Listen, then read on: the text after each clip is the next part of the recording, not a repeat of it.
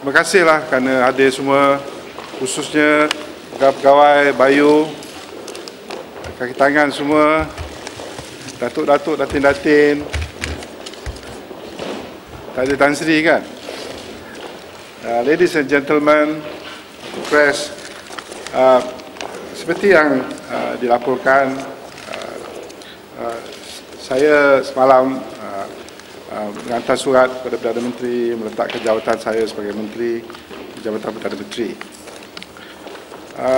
Dan petang semalam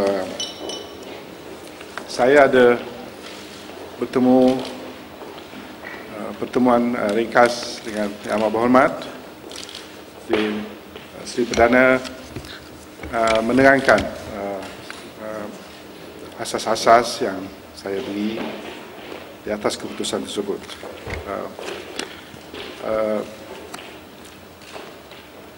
Tuan-tuan semua sedia maklum, sejak dari awal lagi saya menerima tawaran menjadi menteri, saya berpandukan kepada prinsip yang jelas di atas keinginan untuk membantu Perdana Menteri dan parti saya dan Barisan Nasional untuk mengubah pendirian, pandangan, falsafah dasar. Dan saya berterus terang perkara itu semasa saya menerima jawatan itu. Khususnya dalam soal undang-undang, soal peranan kerajaan dalam melaksanakan undang-undang yang adil, mengurangkan unsur-unsur yang boleh menimbulkan tanggapan salah guna kuasa, ketulusan, dan semua dasar-dasar yang saya rasa dan Perdana Menteri bersetuju supaya kita laksanakan. Jadi dalam 6 bulan ini saya cuba mengemukakan pandangan-pandangan, proposal, sama ada untuk badan kehakiman yang lebih terus, pemilihan hakim yang lebih baik daripada prinsip perlembagaan supaya kuasa mahkamah itu kita iktiraf, baik pada reform pada polis seperti yang dicalankan oleh Tun Zaidin, baik soal ISA. Pada awal lagi saya mengatakan kita perlu melihat kembali kuasa ini, kerana kuasa ini telah pun daripada dulu lagi disalahgunakan. Jadi saya mencadangkan semua ini, dan apa yang saya berjaya hanyalah memberi sedikit pampasan ataupun ex gratia pada hakim-hakim yang dipecat. Jadi saya mengakui kegagalan saya dan dalam masa yang sama saya banyak menerima tentangan daripada parti saya sendiri, kabinet kolik saya sendiri setengah-setengahnya,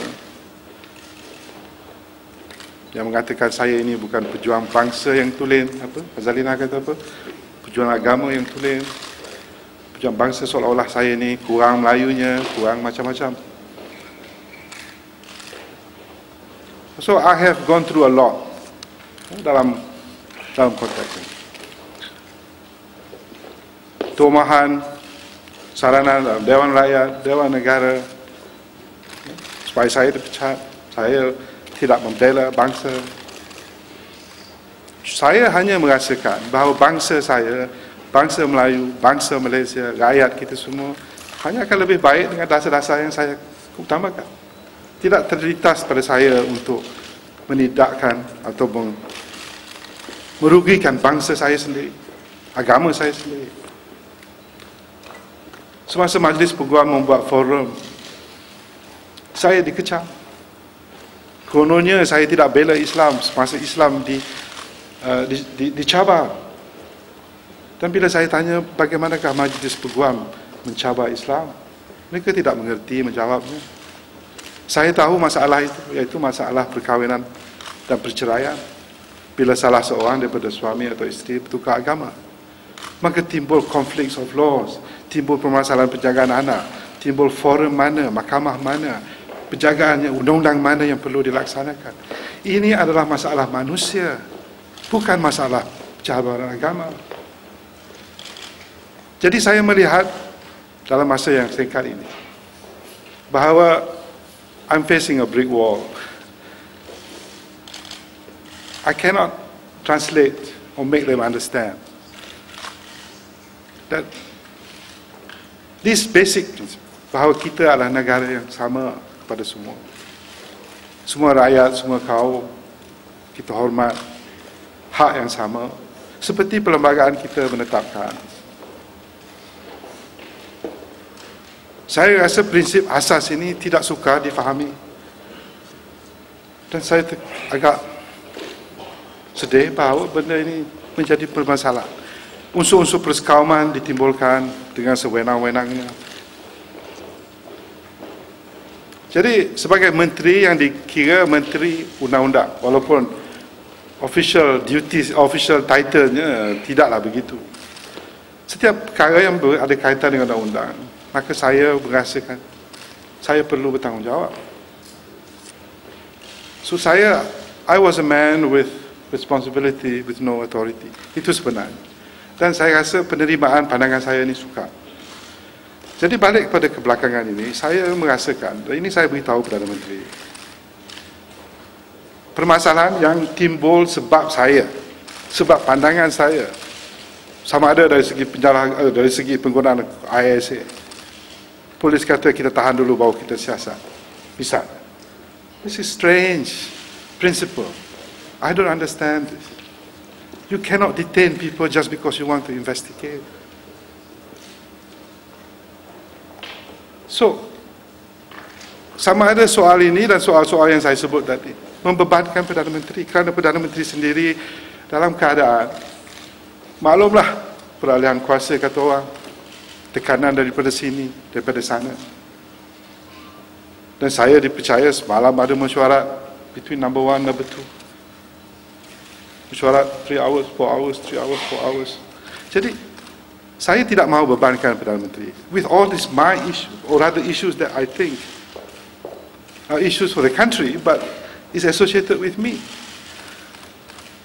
Dan bila TV3 memberi ruang kepada orang-orang tertentu, utusan macam-macam menimbulkan kaitannya dengan dasar ataupun pandangan saya, maka saya rasa biarlah Perdana Menteri fokus, tumpukan dalam masa ini untuk memberi tumpuan kepada permasalahan ataupun perkara-perkara yang perlu dia atasi, ataupun perkara-perkara yang Perdana Menteri perlu menyelesaikan sebelum Perdana Agong. Let not me be the problem. Jadi saya membuat keputusan adalah baik untuk saya, untuk parti, untuk negara, untuk semua, untuk Perdana Menteri. Biarlah saya resign, berhenti. Dan walaupun Perdana Menteri mencadangkan saya bercuti